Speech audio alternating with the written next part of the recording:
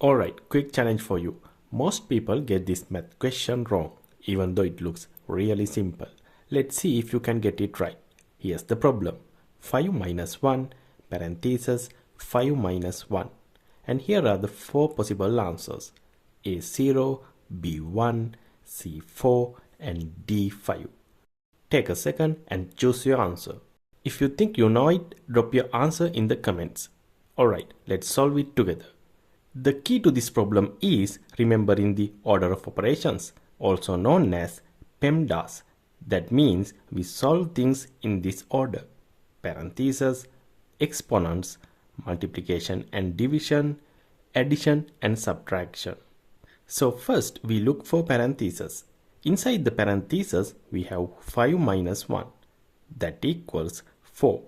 Now the expression becomes 5 minus 1 times 4. Next in PEMDAS comes multiplication.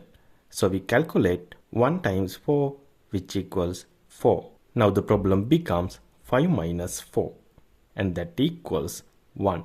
So the correct answer is B1. If you got it right, nice work. If you enjoy quick math challenges like this, check out the other puzzles on my channel, and don't forget to like the video if you got the answer right. See you in the next challenge.